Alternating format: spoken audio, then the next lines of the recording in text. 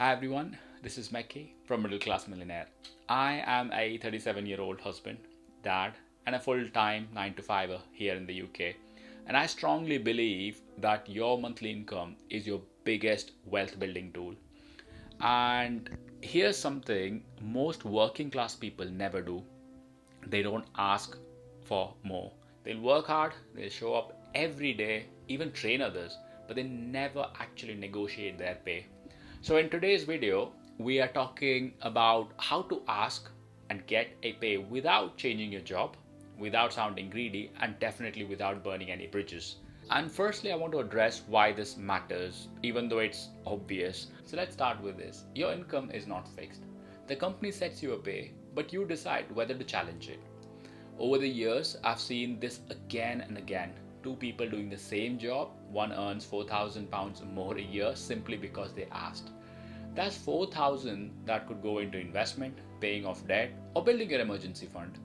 And here's the crazy part, a small rise today compounds massively over time. A mere 5% increase on a 35,000 salary is £1,750 a year, and that's before future pay rises and pension contribution. So, yeah, it's definitely worth asking. And at this point, I want to address the working class mental block.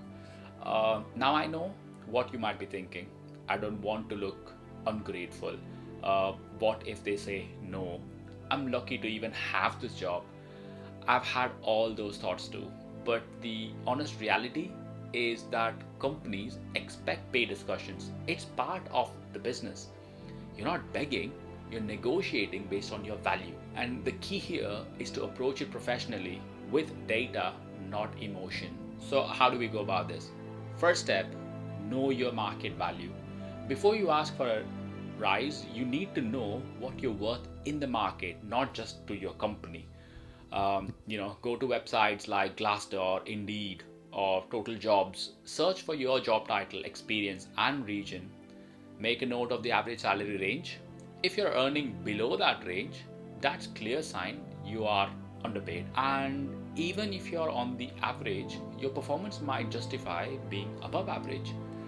Knowing this gives you the confidence because you're not just asking, you're presenting evidence. The second step is to build a case, build your business case. Ask yourself, how have I added value to the company in the last 12 months? Write it down, be specific. For example, I train new employees. I improved a process that saved time. I handled more workload than expected. I maintained performance even during staff shortages, because these are tangible contributions and you will use them as your evidence. So here's a tip that I would like to share. Keep a work wins document throughout the year. So when the time comes, you've got your evidence ready to go. Step 3 is the time right. Timing matters more than people think. Don't walk in during chaos or after bad news, pick your moment.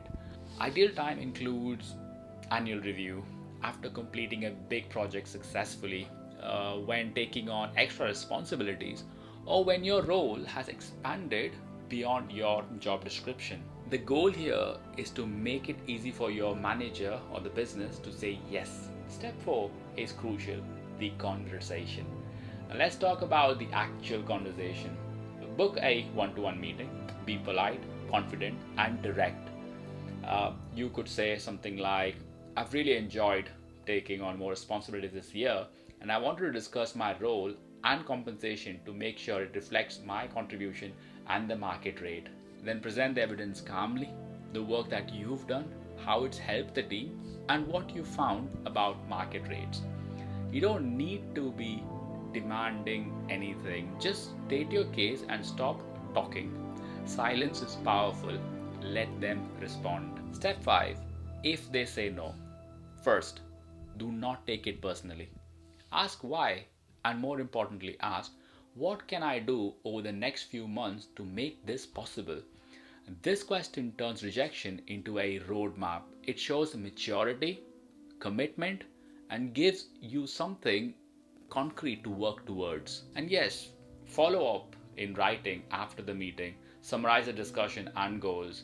This keeps it on record. Step 6, build multiple income streams. And while you're working on that raise. Do not forget, your job is your main income, but it doesn't have to be your only income. Once you build that confidence, negotiating at work, start thinking about other income streams, maybe a small side hustle, investing, or even a second skill that earns online. Because wealth doesn't come from one source, it comes from multiple streams feeding the same goal. So, there you have it, how to negotiate a pay rise and boost your income without quitting your job.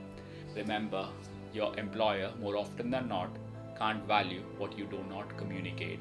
Be professional, be prepared, and believe that your work is worth paying for. So, if this video has helped you, please drop a comment, hit that like button, subscribe, and I will be sharing more tips on building wealth from your 9 to 5 income. This is my key from Middle Class Millionaire. Life is good, God is great. See you later. Bye.